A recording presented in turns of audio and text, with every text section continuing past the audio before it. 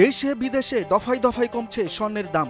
বাংলাদেশের বাজারে বিশুদ্ধ তথা পিওর গোল্ডের মূল্য হ্রাস পেয়েছে, ফলে স্থানীয় মার্কেটে নিম্নমুখী হয়েছে মূল্যবান ধাতুটির দর। পাশাপাশি এখনো বজায় রয়েছে ইরান ইসরায়েল যুদ্ধবিরতি। এরই মধ্যে বাণিজ্য চুক্তি করেছে যুক্তরাষ্ট্র ও চীন, ফলে মধ্যপ্রাচ্য সহ বিশ্বজুড়ে ভূরাজনৈতিক উত্তেজনা কমেছে।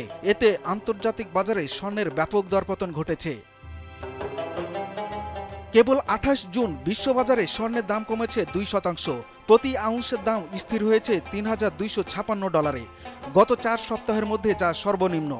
সব মিলিয়ে চলতি সপ্তাহে 3% দর হারিয়েছে বুলিয়ন। এ নিয়ে টানা 2 সপ্তাহ পতনের পথে রয়েছে স্বর্ণ।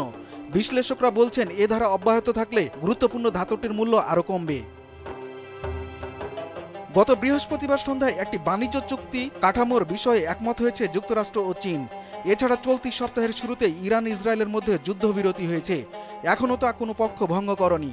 ফলে গোটা বিশ্বের অর্থনীতিতে স্থিতিশীলতা ফিরেছে। তাতে বিশ্বজুড়ে স্বর্ণের চাহিদা হ্রাস পেয়েছে। এ খাতে বিনিয়োগও কমিয়েছেন বিনিয়োগকারীরা। ফলে হলুদ উজ্জ্বল ধাতুটির বড় দরপতন ঘটেছে।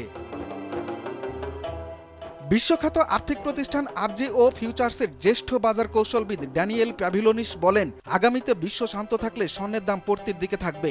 সুসময়ের বন্ধু ধাতুটির দর নিম্নগামী হবে। ইতোমধ্যে দেশের বাজারে আরেক দফা কমেছে স্বর্ণের দাম। 28 জুন প্রতি ভরিতে দর হ্রাস পেয়েছে 2,624 টাকা। তাতে ভালো মানের অর্থাৎ 22 ক্যারেটের ভরি প্রতি স্বর্ণের মূল্য দাঁড়িয়েছে 1,70,236 টাকা। এরই মধ্যে নতুন এই দাম কার্যকর হয়েছে। বাংলাদেশ জুয়েলার্স সমিতি বাজুস জানিয়েছে, স্থানীয় বাজারে বিশুদ্ধ স্বর্ণের বা পিওর গোল্ডের দাম কমেছে, ফলে নতুন করে দর সমন্বয় করা হয়েছে।